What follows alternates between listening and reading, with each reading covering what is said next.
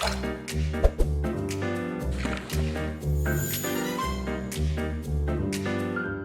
again, everyone. Welcome back to MustardHub Voices Behind the Build.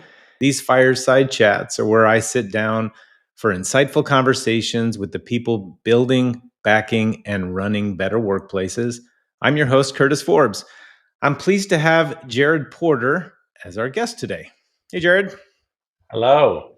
I'm glad to be here. This should be fun as long as it's not crazy discussion about the details of cash balance plans. I think we'll be good. Yeah. Jared is co-founder and COO of 401 Go, a company that created a proprietary and holistic technology platform for the 401k retirement benefit for businesses of all sizes. He loves solving problems, which is exactly why he helped start 401 Go. What all started from scratch has now grown to over 5,000 businesses and nearly $1 billion saved for retirement. $1 billion saved for retirement. A father of 6 kids, his focus is always on doing the best he can for their future, as well as improve the world they'll grow up in. I'm kind of excited to get started with this conversation, Jared. Yeah. I do have a question, though. Yeah. 6 kids. Why do all of our guests have so many kids? That's I don't amazing. know. I mean, looking back at that, I'm not sure how you put them back. Like we've thought about that, but it's Yeah, there's a no return difficult thing to policy. do. There's no return policy on that. It was almost like you make a decision with the person you're with, and you're like, okay, we're gonna only have this many kids. It never turns out like that. Like life is so different, and when Yeah. when when you get to 6, it's almost like it's kind of like Forrest Gump, when he's running and he gets to that part where he's like he's just been running and running, like, and then he stops and he's like, I'm tired. I think I'll go back. Like once you have 6 kids, you're already at that point, and all you can do is just say you're I'm, tired and kind of go I'm back to what surprised you're doing. you even had time to found a company, but Yeah. but you did, and you did it. How old is your youngest? She is now 7. Okay, She so was you're out just of baby jail, really. Yeah, and she was the littlest. She was just a baby at the time when there was a lot going on, but there's that you never not you're never not raising your kids. Like even if they get to a certain point, I'll have a 20-year-old this year, and it's like he's still going to be around. He's still like you don't just suddenly they get to a Right. point and then they're done. They will come back in. They'll Mhm. still be part of your life, and you have to figure how that works out with, like it's people say work life balance, right? Like I don't believe in work life balance in that sense, because it's not balancing scales and stuff like Yeah. that. It's Right. more of like seeing what you have to do and dedicating the time for that, and then what you're having to do personally. But there's such a merger of all of that if you try to separate it out, then you prioritize differently. It's weird. It's almost Yeah. like I'm prioritizing my children. Like that's not what it is. That's Yeah. life, right? Like that's Yeah. Yeah. part of it. So I'm kind yeah. of on that same page. But so tell me and explain to everyone who's listening, what is 401 Go? What do you do? Well, we were crazy enough back in 2017, 2018. The other co-founders of 401 Go, we were crazy enough to come up with a solution for small businesses, specifically because the solutions out there for small businesses is few and far between. A lot of the 401k, and my background is that's my career is in that. There's not a lot of options for the small business because of cost, because of technology, and just the sheer effort it takes to get that benefit up and running. I mean, some of the main providers out there, it's 8 weeks, and that's fast, Yeah. which was not acceptable for us. And so we had looked at a lot of different solutions that maybe we build on, and we narrowed on the fact that we need to build a proprietary and holistic retirement system for those small businesses so that we can accommodate that benefit in a way where, hey, they don't have an HR staff or they don't have someone that can run some of those things for them. And our platform can do that for them. And they have tapped into all the new technology, all of the interesting things that are needed. So it's that it's being able to provide for a benefit to those small businesses in a way that's meaningful. The technology is customized and proprietary for that reason, so that we can handle those type of plans and companies. So I I absolutely love this, and I love the story behind it and how it started and why it started to solve a problem that hadn't been solved, or at least not in a way that so many people could take advantage of it. So, who right. are I mean, not literally their names, but tell me about your customers. What kind of businesses work with 401 Go? Well, the thing about a 401k, it doesn't just pick one industry. There are studies that show that manufacturing, it's a little bit higher as far as participation into that, but it's across all industries. I mean, we see um, everything you can think of. Trucking company, we've got that. A technology company, we've got that. HR companies, we've got across the United States. So we have clients all over. 401ks are a national benefit, so federal benefit. So they're from every walk of life. And one thing that I really love about this is accommodating those users to the level of where they're at. So you're meeting them where they're at Yeah. instead of trying to say, here's where I think you're at, and you're going to have to figure it out there. You're figuring out where they're at. And so I'll give a good example of this. We had a client that was a trucking company, and their interaction with technology was, it wasn't It an wasn't. everyday thing. Yeah, it wasn't. Yeah, that's the answer. It wasn't. Um, but we have the ability to send enrollment, like the notification to join the 401k plan through a text message. And all of them were using their phones. All of them were using, Yeah. like their cell numbers. And we were able to accommodate that through just text messages to get them to pull them into that. And they actually grew to having 90% participation in a 401k plan, Wow. where before they were kind of like, I'm not sure if I should do this. But to me, that was like, that is an example of what technology can do. But it's the other side of that too, where we saw actual results from those employees where they were saving. Some of them were able to, and I'm not condoning this, but they were able to take from that 401k as kind of like a down payment. You can take it, like it's called a hardship or whatever, and you can take that, Sure. and they purchased a house. They were the first of their, like, of generations to do that because they'd been putting it in there. Wow. And again, that's just the value of that. But it's the interaction from the 401k to the employees, Yeah. where they start understanding saving. What is it? Because all these small businesses, they employ millions of people, and you look at that where they don't have access to a benefit in that way, where they save, that the interaction, the financial literacy is not there in the same way. So it's important to grind and work in that space so those employees, those individuals have that Wow. opportunity. So I want to actually come back to that story with the one you just started talking about in a little bit, yeah. because I think I'm going to have a question about that. That sounds like an incredible moment for that organization when they realized the impact that they were having on the people that work there.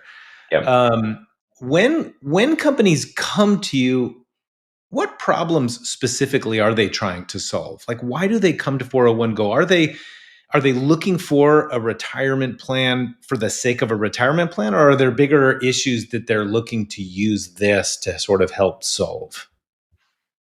I think there's probably three things I would say that they're looking for. One, it's either the employees have asked for it, or it's an employee from another place that comes over that had a 401k, Okay. and they're saying, "Hey, look, I was here, I don't see one here, and so they're looking for some sort of benefit because of that. There's a thing called secure choice, and it sounds all nice, and but it really isn't. It's there state mandates for a Okay. 401k benefit, and there are multiple states that do this, but California has one where they mandate that you have some sort of benefit or you have to enroll in their program. And when you have a situation like that, that pushes people because they're going to be penalized. So they do that. So that's another thing. So that's like the second thing that was there. Um, the other part is they have a culture where they want to provide a benefit. So this is the third one where they're looking for it because they can see that their employees need to have something more than what they're offering. And I do believe that the 401k has been like in the past, it's been like this just really heavy benefit. It's like it's complicated and there's all the extra layers to it, but it is so simple. The benefit is so simple and the application is so simple. And those that are seeing that, they want to add that to benefit those employees. And so it's a cultural thing. And you do see how it affects the culture when you have a benefit like that that's legitimately within the organization. You see how they latch on to that. It's one, the business owner now is like, look, I do care for my employees. This is a benefit that's there. And then the employees see that as well, where they have that mechanism. And sometimes this is the first time that they log in and they're selecting investments and stuff. It's like you're going to a playpen and you've never invested or anything like that. If you've never done that, this is your first chance to do it. And the more confident those employees are in doing that, the more they're going to see the cultural change and the benefit that that employer was trying to give to the business. So And it's a a lot of good stuff. long-term type of benefit. Somebody's financial wellness, right, is it's Hmm. different than an Amazon gift card, right? So, Yes. I think Yeah. frankly the power that it carries is, arguably more significant. Yeah.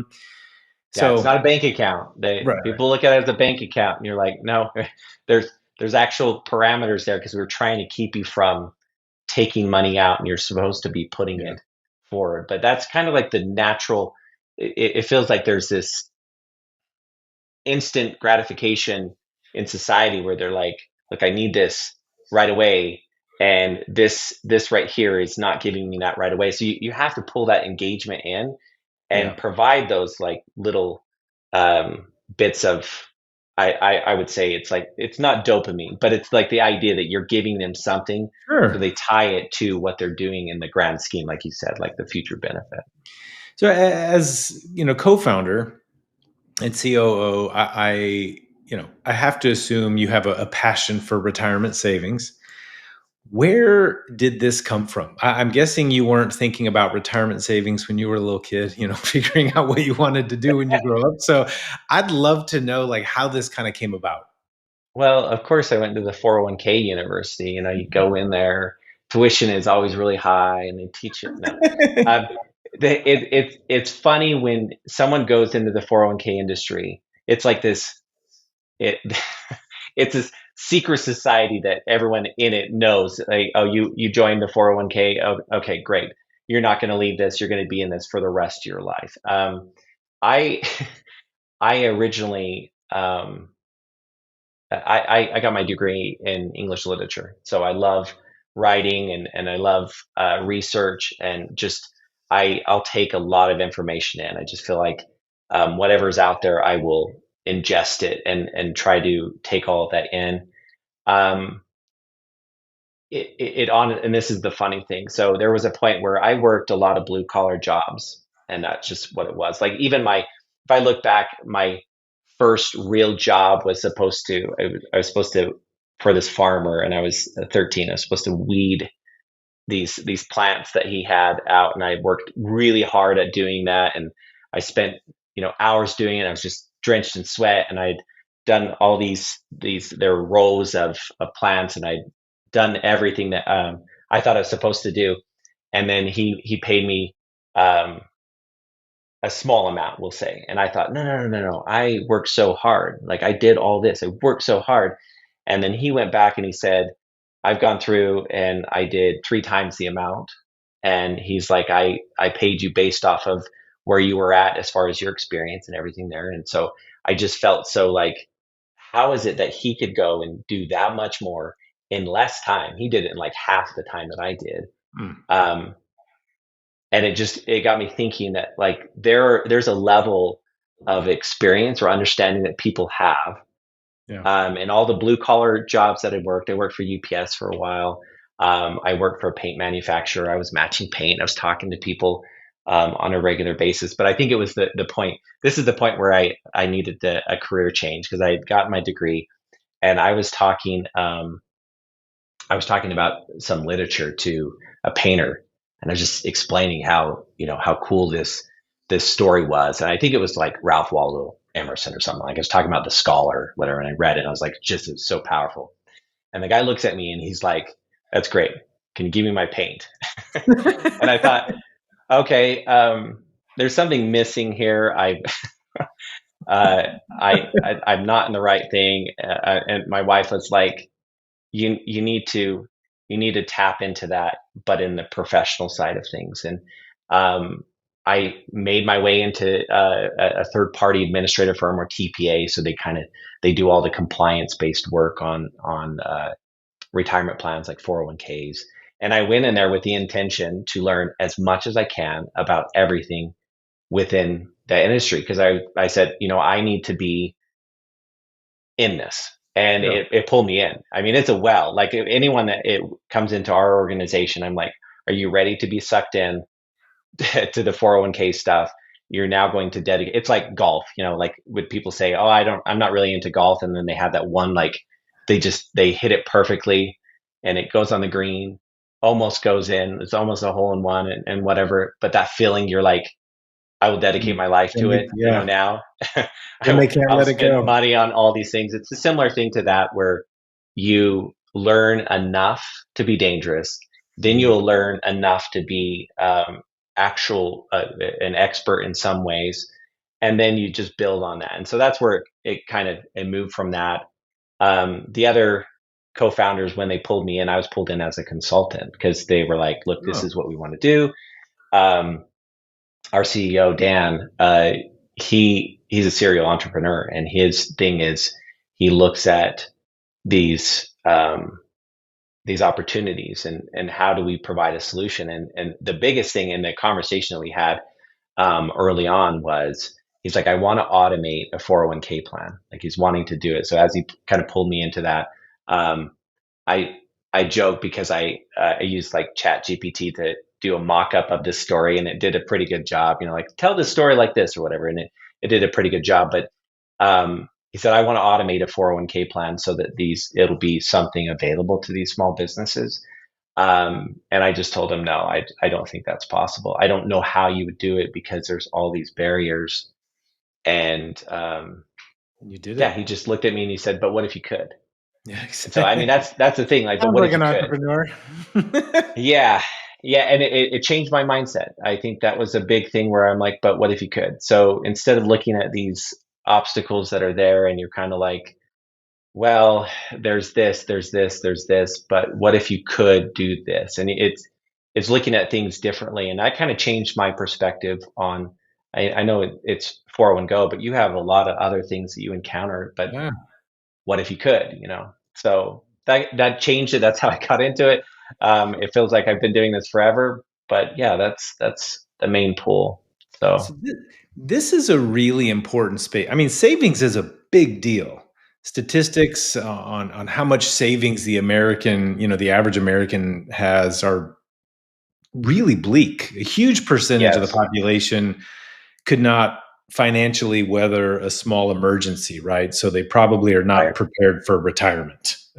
yep, yep. So, what are some of the things that contribute to this, and what are things that can help to get more folks saving? I would say, and this is my opinion, I know that it is better than what it was, but it's still, in my mind, it still looks there's still a mountain to climb. Yeah, My opinion is the engagement factor. How are we engaging with a generation that they're not wanting a paper notice that's sent to them. They don't want to fill out a paper form. This is and this isn't just one generation. There are a lot of people that are getting accustomed to, again, I can order something on Amazon and it comes to and I'm sure everybody has this, like my wife will order something and it'll be there in the afternoon or whatever. It's the idea that how quickly they can get something there. Um, the engagement isn't there in a way where they can understand it. It's missing. You still have that stuffy, almost like this is what it is, and everyone else down here. And I'm not trying to do an us versus them thing, but it's the idea that we're not engaging that group of people, the employees that are in these small Right. businesses or the solopreneur. Like we're not engaging them on a level that they understand that they'll come into it. Yeah. 401k still is viewed in a certain way where it's like, oh yeah, it's one of those, and it's like, and this is a tangent, but have you ever seen those videos of like they're the babies that they look like a 40-year-old man or whatever, and Yes. and in the joke in the comments is like, oh, I know that guy, he does my accounting, or I know that guy, he handles my 401k. So it's still the same idea that, like, oh Yep. yeah, the 401k is that, but it's actually a very um, light benefit that you could add into Yeah. this for these businesses. And so that's the perspective, and I think the engagement has to come on multiple levels. I mean, we can't even laugh at ourselves in the 401k. Like it needs to be pulled in a way where you're seeing engagement on all levels. You don't see, I mean, you'll see some ads that are kind of like the kind of, they're trying to be funny but not quite there, and and they're starting to do that. But you see this with insurance, like you see, the different insurance companies where they have the humor and it's pulling in that engagement, but you don't see that on the 401k because it's kind of like, well, it's no laughing matter, but it is, like if Yeah. you want to get the engagement, it needs to be something that will relate with Yeah. that group of Like people. accessibility, I think, is a lot of what I'm hearing here. I mean, it is, at least, in terms of the ease of adoption. At the same time, though, it's not, because, right, people have these preconceptions of it. So, if you're Right. able to bridge that, but employers are making financial wellness a priority for their employees, and Hmm. including these benefits as part of like a total reward strategy. Yep. I imagine that would help a lot here. I'm guessing saving money is easier if somebody's doing it for you or on your behalf. If more, and even to reference the story you were telling, if more employers offered these things, do you feel that more people would take advantage of them? Oh yeah, absolutely. The more you have it in these businesses, and that is what I think they're trying to do with these state mandates that I was talking about, like to try to push there. But and there are a lot of incentives. Like the business incentives are dramatic, and even the ones that are there, I think that they're going to add more in the coming years. But there are a lot of incentives for that, tax credits relative to the benefit, how much they can save each year, cost for the plan. I think that would help, but I also think that you have you have the business owner as one. We work heavily with financial advisors, and financial advisors are amazing partners when they are engaged in this business, and they go in and they really help with those businesses. It's hard for a financial advisor to go after the small business market because, like I had said, it takes so much energy and time to get these plans lifted up at the other providers, Yes. and so that's why we have a huge group of financial advisors that utilize our system so that they can get in there and help educate them on the benefit of the 401k. And you have more of that just becoming a standard. I think that helps. Um, but it's the individuals too. I think an individual, if you're getting all these individuals that they're catching on to something, and they're seeing the even compound interest. You talk about compound interest and how that applies with the 401k and what it could do for them. Um, just that portion, I think, is very powerful. I mean, if you have an 18-year-old that saves, and we do have some users, so we have a very young group, which goes to say that there's a lot of young people Wow. that work for these small businesses, but we have Yeah. like the younger echelon that are participating in these 401k plans. But if you have someone that's 18 and they're putting money away and they're starting even just a little bit and they don't touch it, like, because it's not a bank account, you don't touch it, you're putting it away, the compound interest, everything else that's there, you're going to have a lot more to subsidize your Oh life yeah. at some point. I And mean, retirement's different too now, that's the eighth yeah. wonder of the world, I think, isn't it? Compound Yes. interest. It We is. Yes. Yeah. we talk a lot about solving people problems here at Mustard Hmm. Hub. I mean, would you consider lack of retirement savings options a people problem for employers? Like what is the impact of offering or not offering these kinds of benefits when it comes to the workforce? I mean, I would assume that it impacts things like absenteeism, productivity, staff Hmm. retention, maybe. Yeah. I mean, retention is a big one. Um, the way I look at this is well, like, um, when you have a 401k, it does affect the culture that's there, but Mhm. it's more along the lines of, if you can get in early on, and have that benefit in early on, it's more of it's a culture of you're trying to benefit those individuals, and less of, because I mean, I'll give you an example. So when you go back 30 years, we'll say 30 years, the majority of the plans out there were pension plans. You'd put money in, you'd work for a company, and you continue to work for that company because you'd have your pension that's there. And then that was the majority.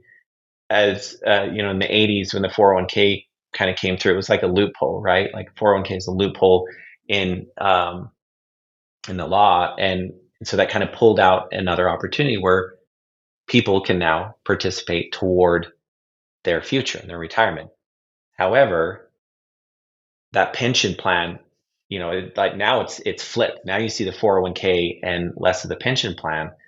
And what's happened is you have less people that are, they don't have money that is put away because, hey, it's kind of on you. But if you don't have that opportunity, nothing's going to happen. And you could have someone working for your company for 20 years Yeah. and they're living paycheck to paycheck, or maybe they're smart and they save something that's there, but you never put a 401k benefit in there. They missed out on compound interest. They've missed out on being in the market. Even when the market drops and there's these swings, the people that stay in the market and they don't make any knee-jerk reaction, I mean, they're so much better off down Yeah. the road. And 2008 is a good example, like, where there were people I knew where they were in the market and they were so worried, and again, I'm not giving investment advice, but they were so worried that they pulled their Right. money out, and when the market came back, they missed out on all of it. So it's All of it. the idea Yeah. that you don't have the opportunity to save or put money away, especially if you're living paycheck to paycheck. You could start with 5%. You could start with, at least something when you're younger, and you get used to that saving principle, and Mhm. it's going into, a market, like Yeah. something that is happening where you don't even have to, like, mess with it. You can have it build up. We have um, one, and we have multiple examples of this, but we do have one person that we like to look at where they started right at 18. They started putting money away, and I believe they're 23 right now, and they have $50,000 that has been Oh, saved up for them in their 401k plan. Now that's just them putting it away, and they're not making 100,000 a year. They're making, they started out making, like, I don't know, $15 an hour. It might have been yeah. less than that, and maybe had some increases there. But that's the power of it.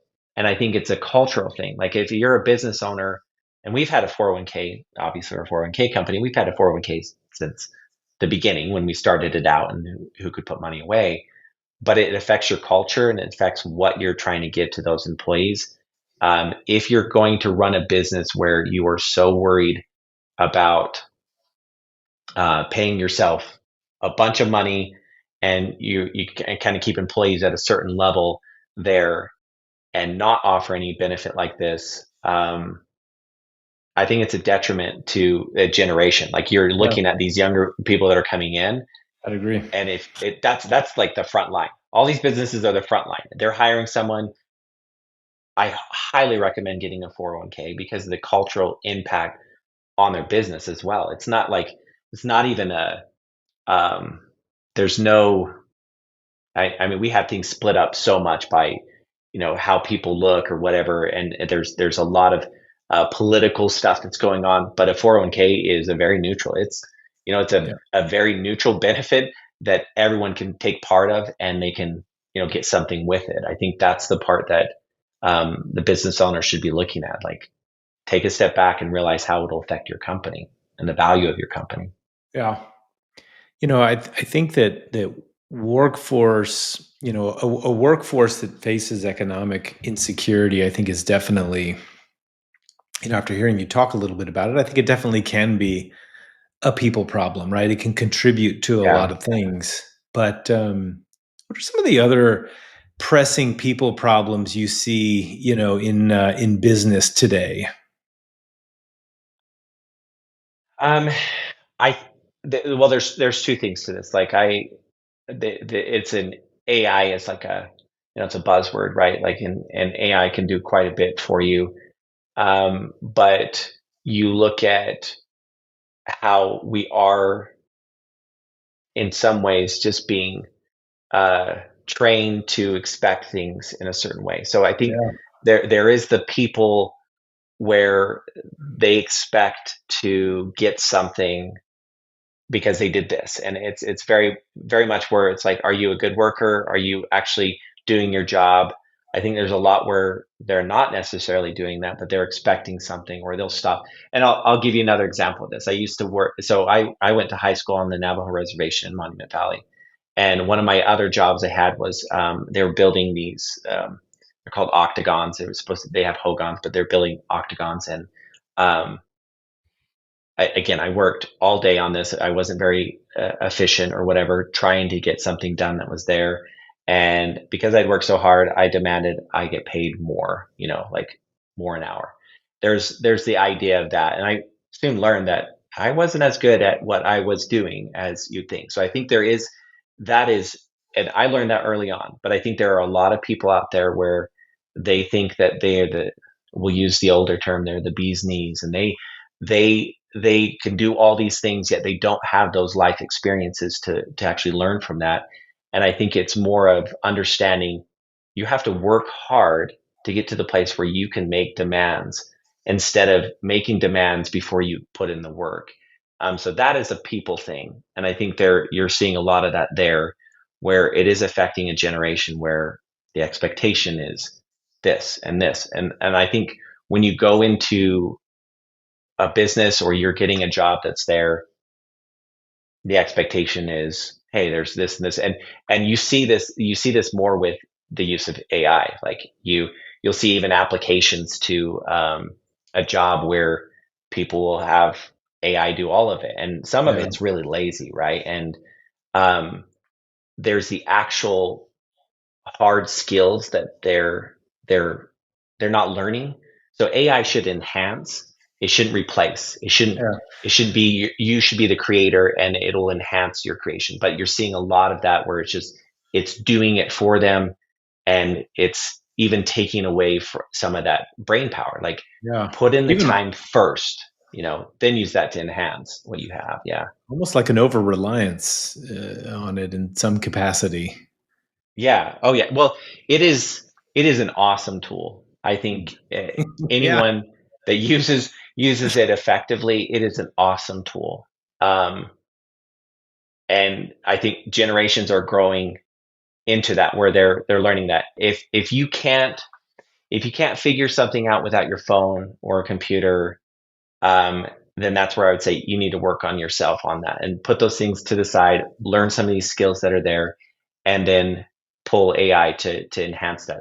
Or here's the other thing: AI is a great training tool. Be like, hey, I don't have these skills. Yeah. Put Yeah. together a training program. So the people part of this is how powerful technology is right now, and how it is in some ways kind of replacing.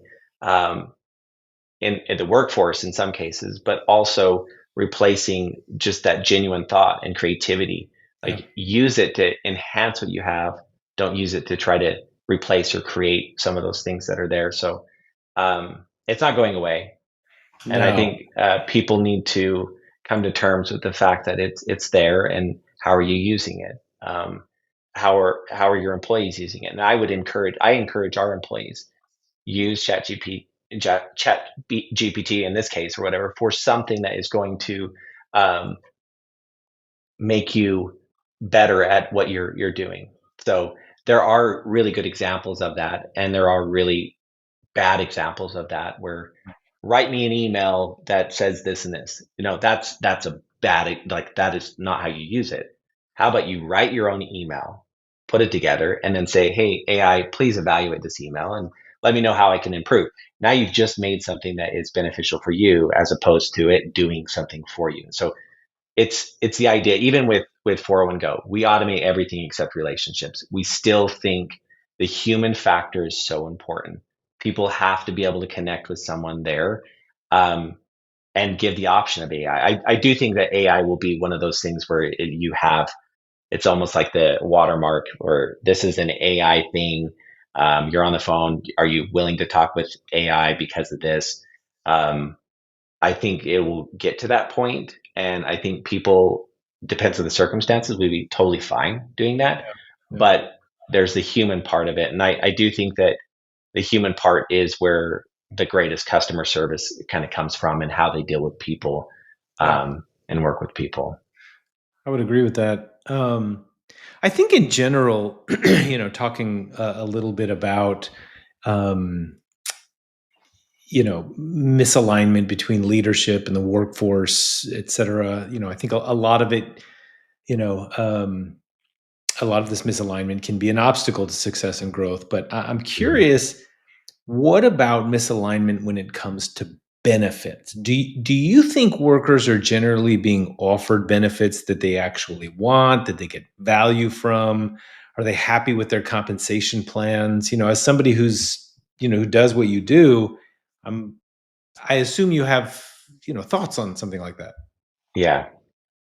Um, Not enough. I mean, my short answer is not enough businesses offer benefits to the level that they should, and especially when you're dealing with the small, SMB space where um, they could offer something like that, but there's always the expense part, the bottom line part.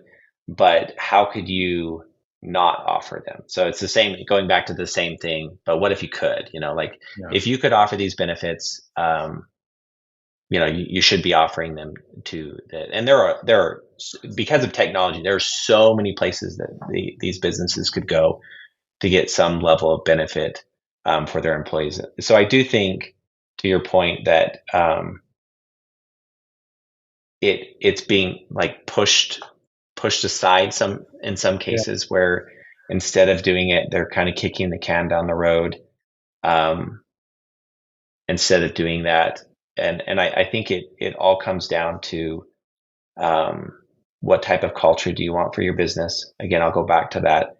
Um, Benefits are super important for any of those employees if they're running into something that, if they have to go out and get benefits on their own, and an expensive thing, then that's something that needs to be addressed, right? Like if they're their own business, solopreneurs. Yeah. um, but I think it's more affordable than they think, and I would encourage them to look at those options instead of just say it's too hard, and it's not. It's going to be one of those things where we can't do it because there's this and this. I would look to make it work, and use the technology to create efficiencies so you can provide a benefit for your employees that are there. So maybe instead of, and this might be like a bad take, but it's like, if instead of looking to hire a whole bunch of people here, look at how technology can accommodate your current workforce to provide a benefit to them if you're not, and then hire in a more meaningful manner as you're pulling those people in. Yeah. Don't just hire just to, fill a role.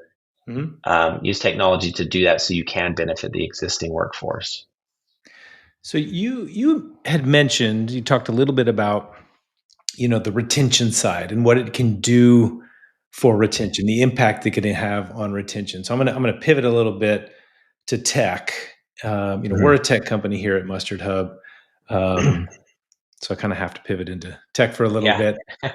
But you are too. So with a lot of tech, a lot of technology in the HR space for recruiting, for retaining talent, for managing the workforce, fostering culture, reinforcing a lot of these core values and so on.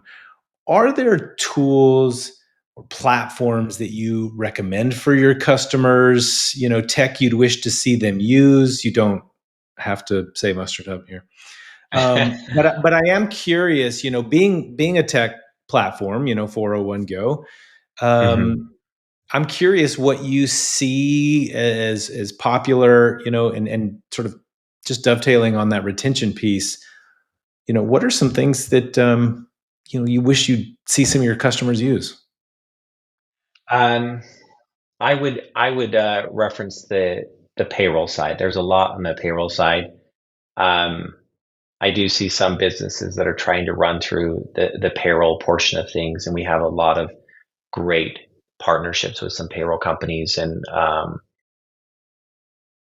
I think it's important without making a recommendation because we have a lot of integrations with payroll companies that make Oh, that whole process easy. So it's the idea of leveraging a good payroll company that will take that off your plate. At least running that. If you're running it on your own, um, you may be saving money, but you're not saving your time. So that's the yeah, bigger thing. Like having a legitimate payroll company that you're working with, that you're running things through. There are a lot of companies out there that benefit providers.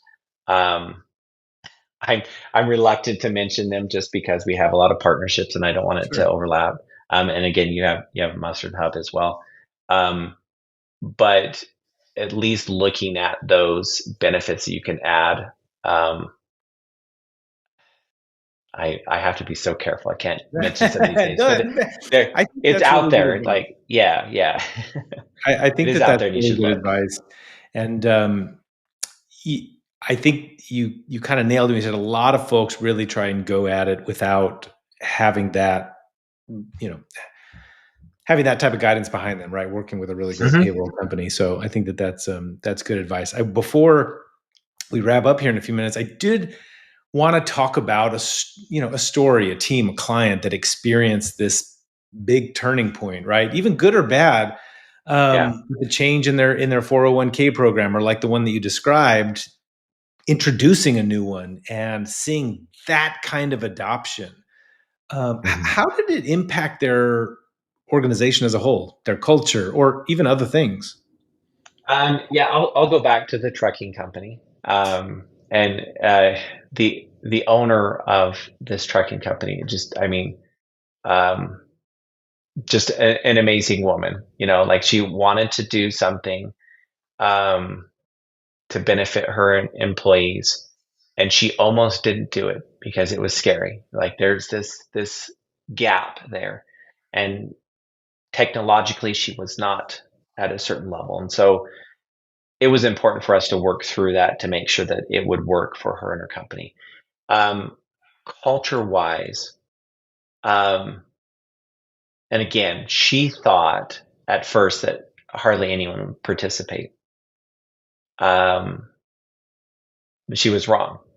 A lot of Yeah, people participated, clearly. Yeah. and they came up to her, and she was so ecstatic about this, and this was an early on um, situation. And so she did have my direct, she would dial direct, even though she had like a dedicated person she could reach out to. She would always dial direct, and she would just tell me, sometimes she'd just tell me that, hey, I had an employee come up to me and say, thank you for offering this, which is a weird thing, right? Like, thank you for offering this 401k thing because I was able to do this or whatever. But most of them wouldn't say anything. They're not going to say, like, come up to you and say, like that hallmark moment where they come, yeah, thank you for. No, it doesn't happen. And as a business owner, you would know. It's almost like before lightning strikes, you feel that little, something is positive that's happening in Yeah. your company. And um, she actually, they grew and they acquired another company. Like, so they've had a lot of growth just from that. Um, so the culture aspect is super important, but it changes. It's almost like it changes the whole atmosphere of the business when you Yeah. really buy into getting benefits for your employees and it's legitimate. You're not just saying, "Oh, there's a state mandate. I'll just tap into the state mandate." The Right. state Right. mandate is a cop out to try to get like an actual benefit for your employees. So that's a bigger thing, I would say. I have to hash on that point where the expense is worth it. Yeah. If you're running through this on your own, figure out how you can add these benefits because of what it will do to your business. 100% agree. As somebody who's run a few small businesses, that is very good advice. I stand behind that 100%. If a leader came, I love asking this question. A leader comes up to you and asks you for some advice on how to truly get it right when it comes to growing and retaining their teams, right? Or taking care of their people from day one, right? Let's Mhm. say you're on a plane, you just landed, everybody's about to walk right down and get off the plane, but he turns around and he asks you this one question before he walks off with his bags. What's the one thing that you tell him? You just have a minute to do it. Hire people you can trust. Um, that's a big thing. I'm a big proponent of Simon Sinek's trust and performance scale. If you haven't seen that, go look at it. Mhm. Hire people you can trust. Um, there are always high performance people out there that will promise you the world. Um, but look for people you can trust and surround yourself with people you can trust. Um, that will help your organization more than anything. And use an actual like metric that you have when you're hiring someone. And if you have to be in front of every single person you hire until you get to a certain point, then do it. But Yeah. those people will make up your company. And if you have someone that is not so great, and then you hire another person that's not so great, it will affect everything else. It's a trickle effect throughout. So hire people you trust and use that trust to performance scale. I use that. I think it's really important. So that would be my advice. That's a great clip, by the way. For anybody who hasn't seen that clip of Simon Yeah, Sinek doing I'd his recommend trust it. and Yeah. performance, it's a really good one. Awesome. We refer to it as something else internally, but I won't say it here. it's it's the a hole. It's like the a hole scale, right? Like it's like Yep. you don't want that. Yeah. No, I imagine I probably know how you guys refer to it. Yes. But Yeah. this is awesome, Jared. I really appreciate you, taking the time to join me today. This has been a great chat. I've really enjoyed it, and I just wanted to say thank you. Of Yeah. Thank you. Thanks for having me. This is great. course. And thank you all for tuning in to Mustard Hub Voices Behind the Build. Please like and share this fireside chat, and be sure to subscribe to our channels. More insights are on the way. You can also visit mustardhub.com to learn how we help companies become destinations for workplace happiness and turn culture into a competitive edge. Until next time, thank you.